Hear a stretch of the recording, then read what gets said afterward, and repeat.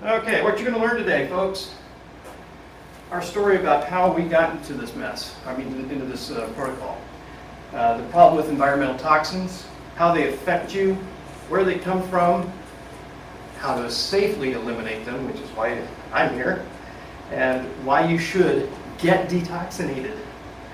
And case studies, testimonials, probably won't have time for it, but we'll flip through them.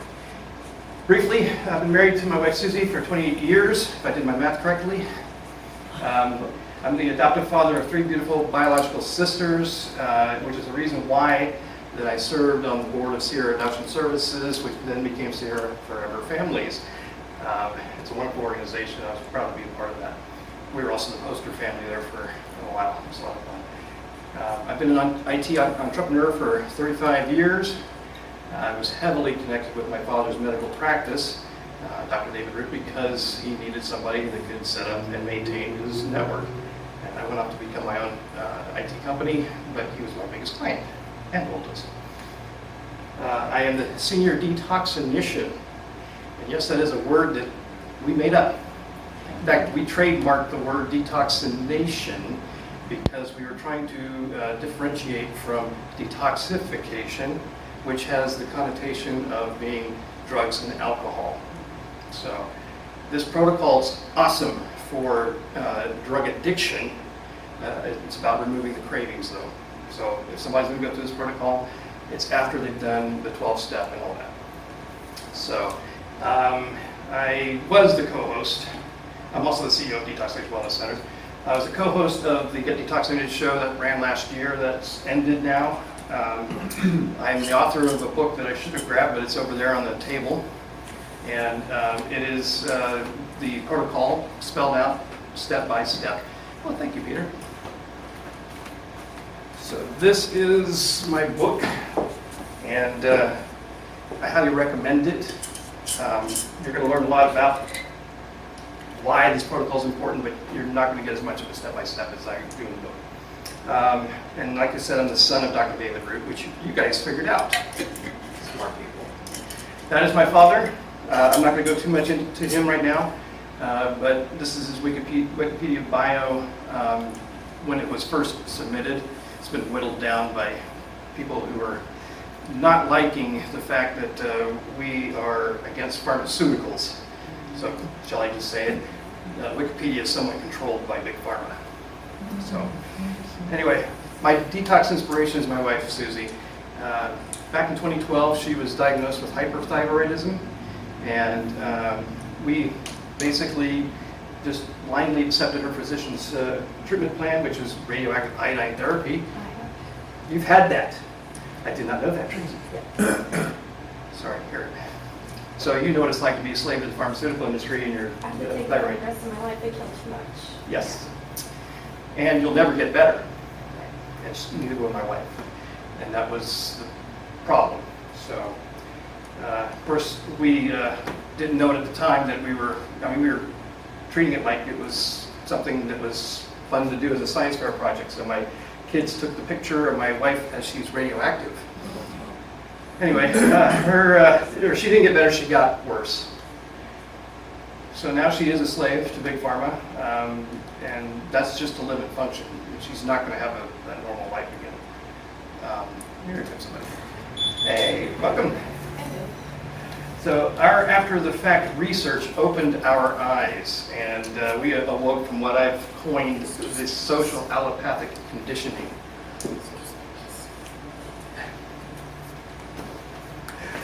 Anyway,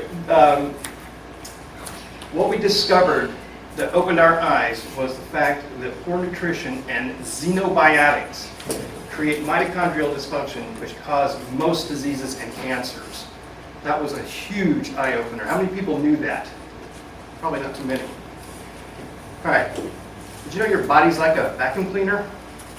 It sucks up all the dust and dirt that it can. And as you all know, I'm sure, ladies, that and maybe you men, that when the vacuum cleaner gets clogged, it damages the works, and you're basically out of commission for a while. That's a pretty bad clog, apparently. It's not my picture. But let's talk about what are toxins versus xenobiotics. So technically, A toxin is a poison or venom of a plant or animal of origin, especially one produced by or derived from microorganisms and causing disease when present at low concentration in the body. These are what we call endogenous toxins, and they tend to come from biological waste. So those are toxins by definition.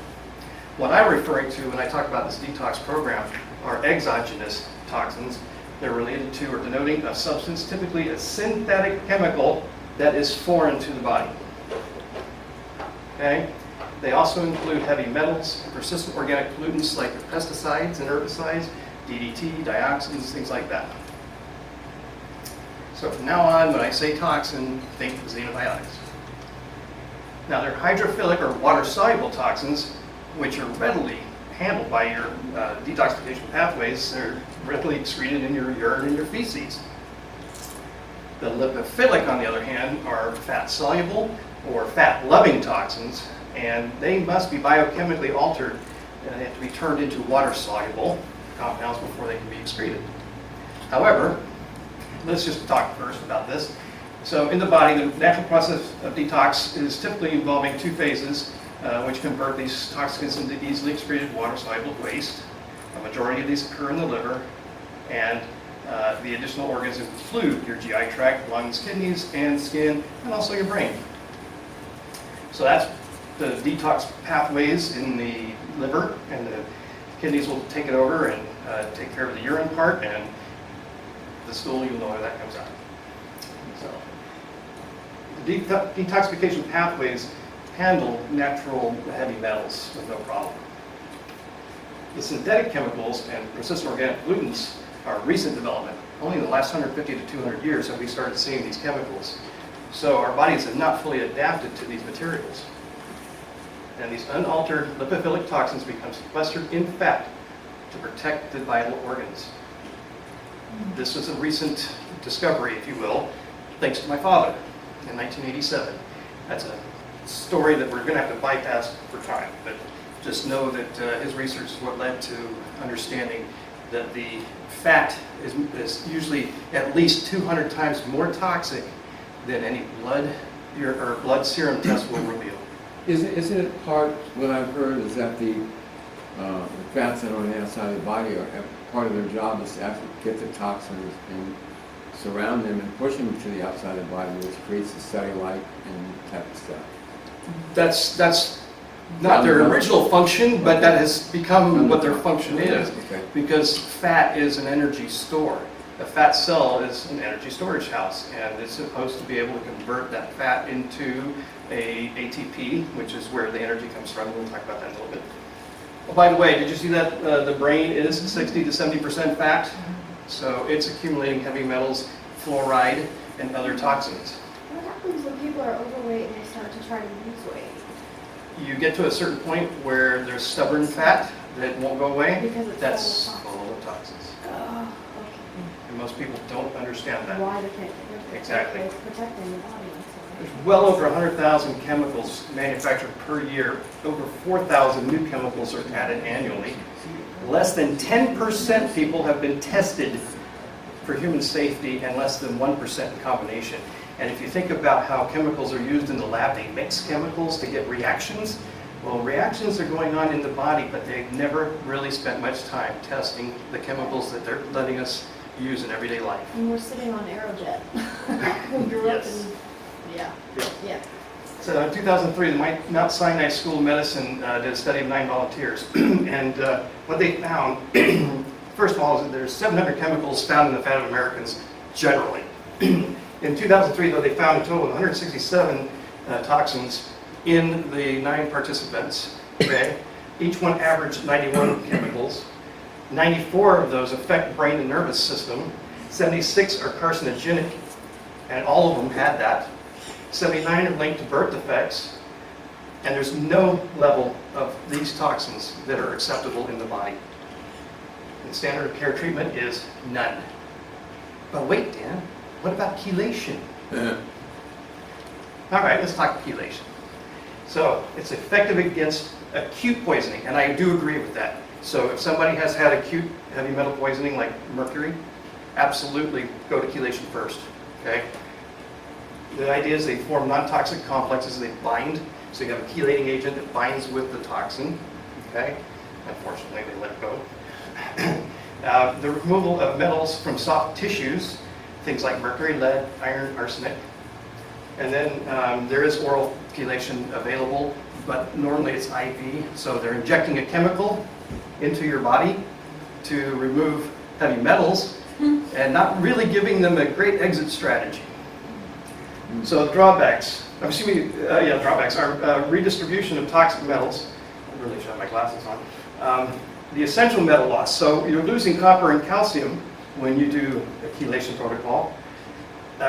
There's no removal of metal from the intracellular, that means the fat cell, okay, inside of it. So they're dealing with stuff that's flowing around between the fat, okay.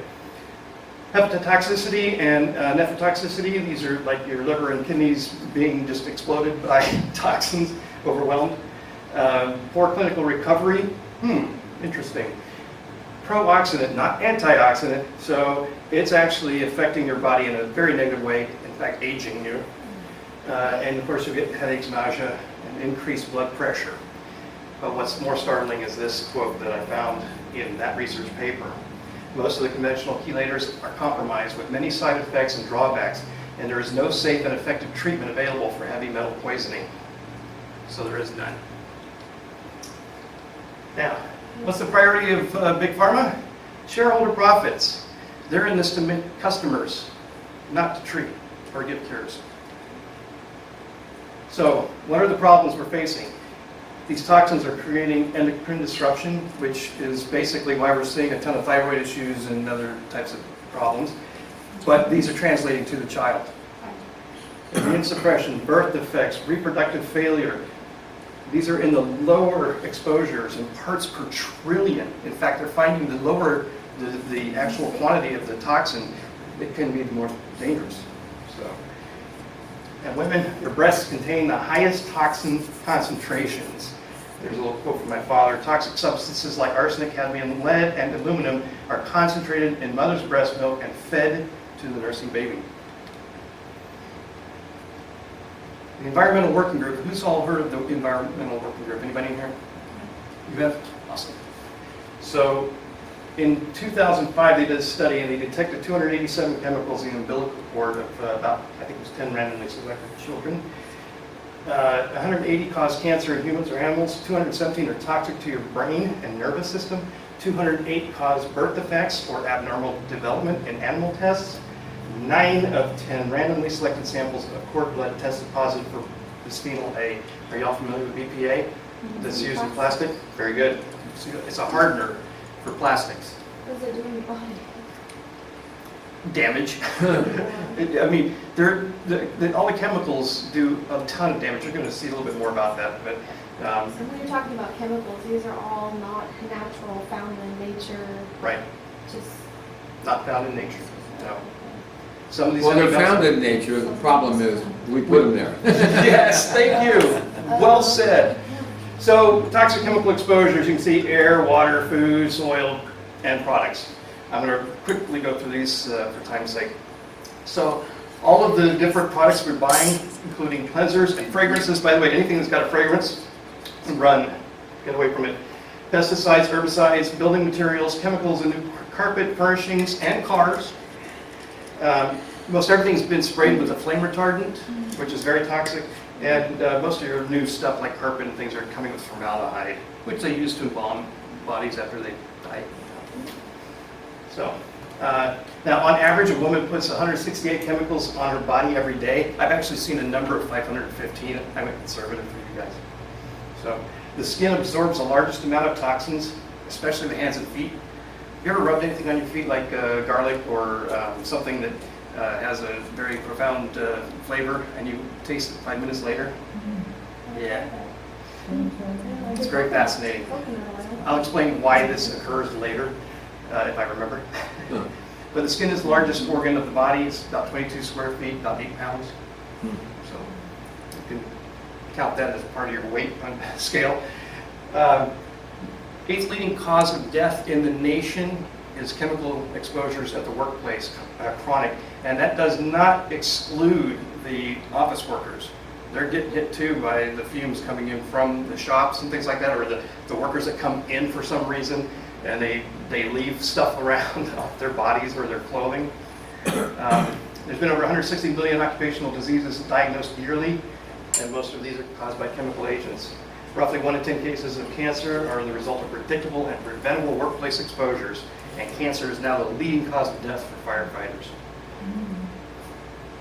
600,000 to 810,000 deaths per year, according to the International Labor Organization. Chemicals in the water. So chloramines, as a matter of fact, chloramines is basically where they add chlorine and ammonia to the water to disinfect it, and it becomes chloramines. Highly toxic stuff. Pharmaceuticals are found in your drinking water. Drugs of abuse, estrogens, heavy metals, pesticides, herbicides, and of course fluoride. These are all found in the water because the water treatment plants were designed to treat biological waste. This is not biological, this is man-made mostly. But estrogens are in women. Yes, and when you take the estrogen pills and things like that, Yeah. you wind up actually urinating a lot of it out because your body doesn't use it all, and that goes into the water treatment plant. So when it's in the body naturally, that's not what you're talking about. No, You're I am talking about the version. chemical version, Okay, synthetic. all So right. Yeah. men are also getting it. Yes. They're drinking water. Yes, And children connect some dots that there. are not puberty.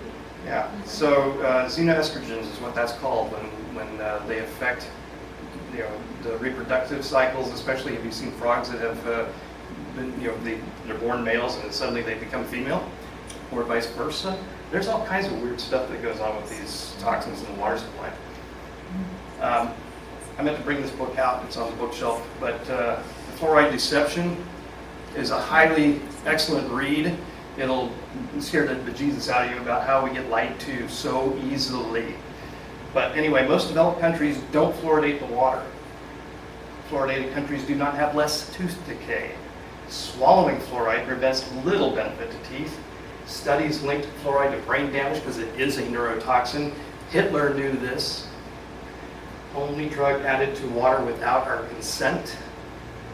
It's been used to keep the prisoners of war or the Auschwitz Holocaust prisoners docile and basically dumbed down. Is it a depressant or what is it? It basically is a neurotoxin which dumbs us down.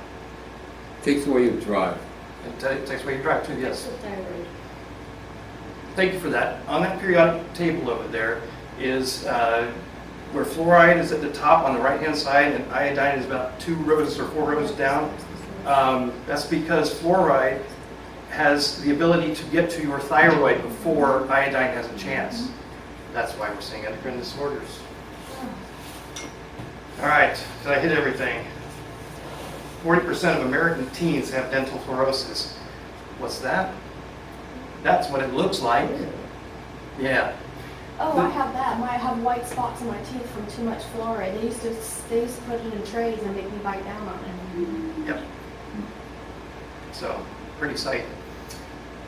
Chemicals in the food. So we're getting antibiotics from the animal products that are eaten. We get mercury from any seafood, especially fish. Food additives, preservatives, food colors, MSG and aspartame, BPAs that we've already talked about, and then phthalates. So BPAs make plastic harder, phthalates make them softer, like your saran wrap or even the squeezy bottles. Those have phthalates in them. And then, of course, our favorite one to talk about, glyphosate. Anybody here know what glyphosate is? Roundup, the ultimate killing machine.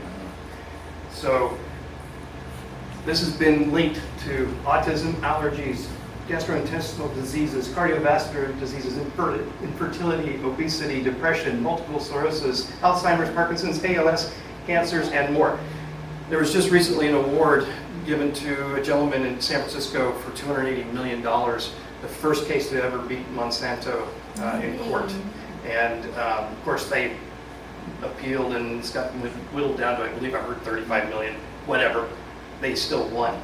And that led to another 5,000 cases that were stacked up behind it. So, Isn't this the same stuff as Agent Orange? no, but Monsanto made Agent Orange.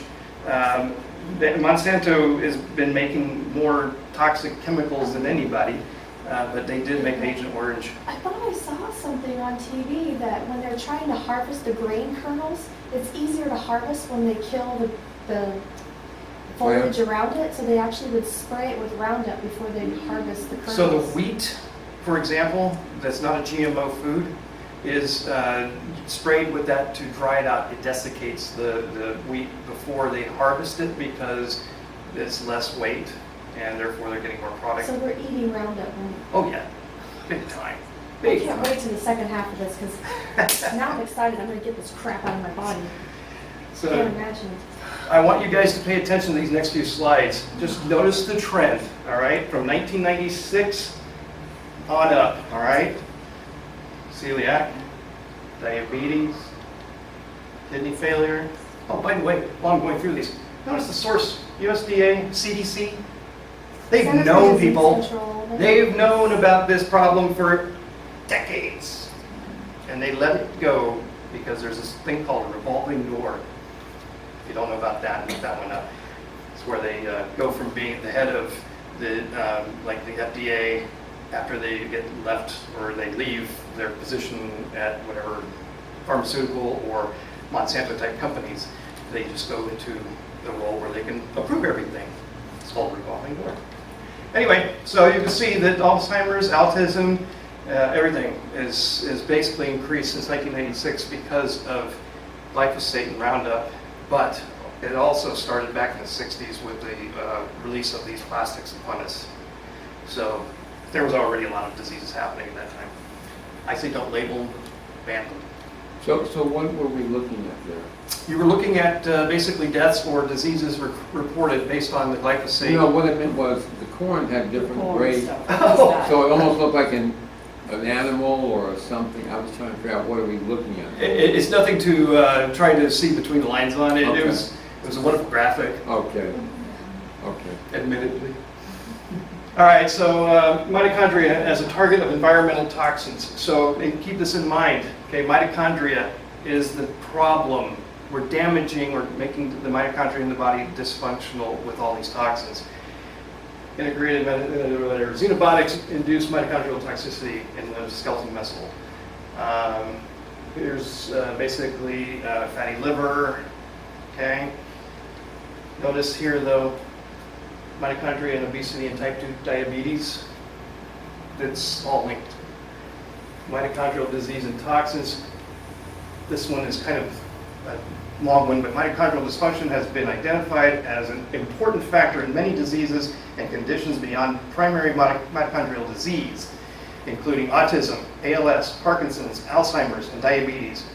So exposure to toxins via medication, lifestyle, and the environment may lead to mitochondrial dysfunction, cell damage, and organ dysfunction.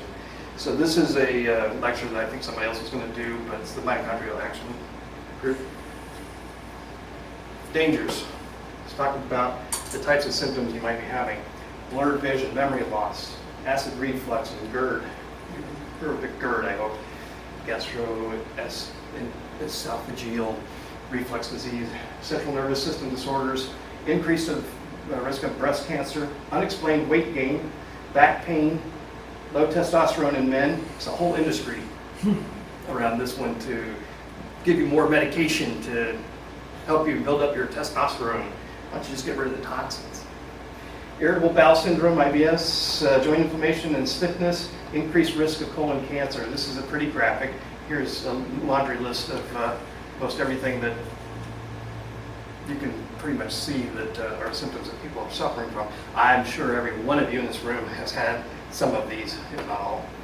No, not all. I'm not going to read through it. But wouldn't you just like to feel better? Yes. Yes. The detoxination protocol was designed to help with that. So let's talk about the fat cell, right? These are toxins. We've got these protein channels for water-soluble fat or like the vitamins and things to get into the cell, because this is all lipid, which means it's oily, and water and oil don't mix. So they have to have these channels for any water-soluble vitamins to get in. The mitochondria, the nucleus. So this is basically the engine. This is the brain. All right, these are the toxins that are messing with that. But this fat reservoir is built up of triglycerides, which are then broken up in this next section. I'll explain what's called lipolysis. So lipolysis is used to release stored energy during fasting or exercise, like even stress. When you're sleeping is even a time when this is happening, because your body's repairing itself when you sleep. You didn't know that? It's the breakdown of the triglycerides for ATP. So the triglycerides are basically these little fat reservoirs. And in normal lipolysis, it mobilizes fatty acids, glycerol, which are the two components of triglycerides, fat-soluble vitamins, oils, and lipids, and some toxins. Okay? So everybody understand that part? Okay. So why niacin? Why is niacin so important? Has anybody ever had niacin? Yes. Do you have the flush? Do you get the Yes. flush? Mhm. Do you like that? No. Well, it's actually an important part of this protocol. However, it's not the main reason why this protocol works. A lot of people think so. Because we're low. Pardon me? Because we're low. We all are low, very much Because so. if we have too much, when we're balanced with niacin, then you won't have the flush. As a matter of fact, pellagra is the disease that is known for niacin deficiency. Pellagra is essentially schizophrenia. You take enough niacin, you will cure schizophrenia. Oh, this is good to know. And I'm talking in the 30,000 to 60,000 milligram ranges, folks. Which, if you've ever taken niacin, you probably did, what, 50 milligrams or 100 milligrams? I know. Yeah, maybe 100. Yeah. I need a- Can you imagine taking 30 No, to that's why when you said 60,000? that. How do they do it? They work up to it. It's not. No, they work up to it. Okay, so what were you talking about, the flush? So I'm going to go there in just a minute. Okay, you'll see graphic time. When we use niacin on the protocol, it must be the immediate release niacin. It has to be basically pure niacin. There's 3 forms of niacin. I'm not going to go too far into that, but essentially, it has to be the purest form of nicotinic acid. What it does is it stimulates lipid mobilization by triggering the release of free fatty acids into the bloodstream.